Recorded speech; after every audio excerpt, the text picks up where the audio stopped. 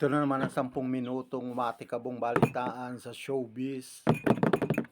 Kasama pa rin ang nag-iisang DJ Renzi, ang hari ng basher sa social media.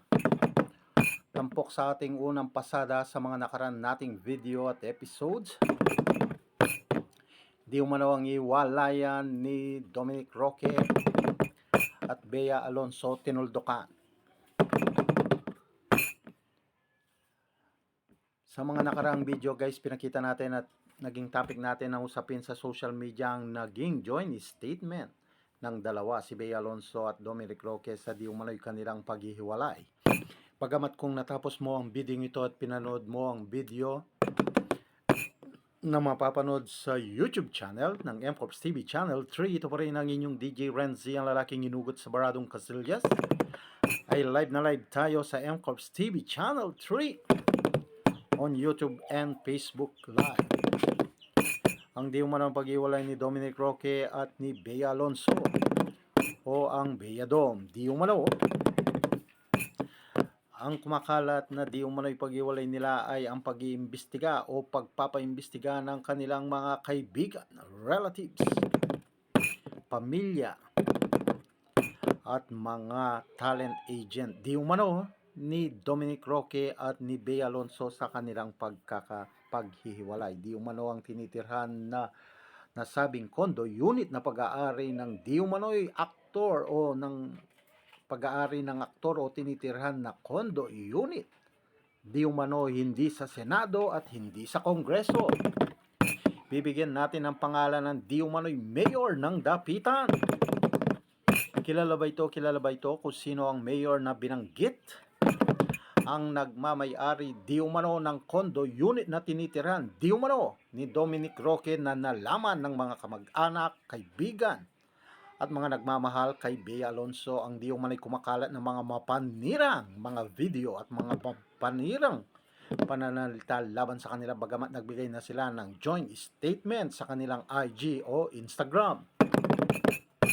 Binibigyan lang po ng linaw ng MCorps TV Channel 3 ng YouTube channel ang mga lumabas na mga video na napapanood dito sa MCorps TV Channel 3 sa YouTube channel, kung saan ibinalita natin ang di umano'y paghihiwalay o ang kanilang withdrawal o engagement ng dalawang sikat na artista. Bibigyan natin pangalan si Bea Alonso at harapang ibibigay natin ang pangalan ng lalaking involved sa usaping ito na si Dominic Roque.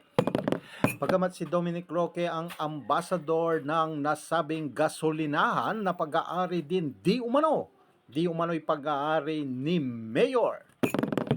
Ang nasabing mayor nito ay ang mayor ng Dapitan.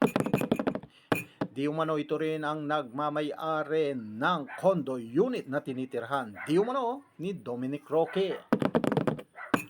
Bagamat bibigyan natin guys ng pangalan ang nasabing mayor, hindi sa Kongreso, hindi sa Senado. Kilalang kilala mo ito, Nanay Christy Permin, at kilalang kilala mo ito, Lolit Solis.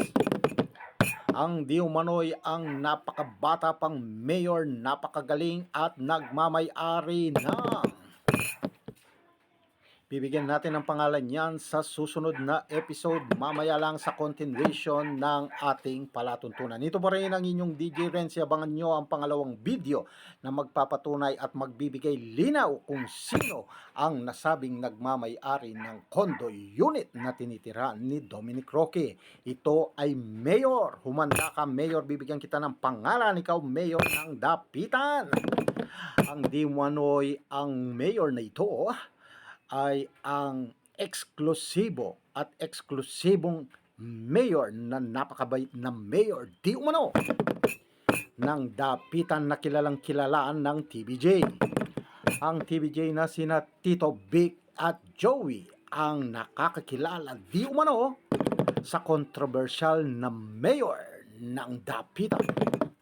Ito ang di umano ang mayor ng Dapitan, ang nagmamay-ari ng condo unit na tinitirhan ni Dominic Roque, kung saan ang lumalabas sa investigasyon ng mga pamilya, kaibigan at mga kakilala malalapit sa puso ni Bea Alonso, walang iba kundi si sa susunod na video. Dito pa rin sa M Corps TV Channel 3. Ito pa rin ang inyong DJ Renzi, ang hari ng basher sa social media, ang lalaking hinugot sa baradong kasillas. Pwedeng mong hugutan, huwag mo lang babaunan. Bye-bye now. Mwah.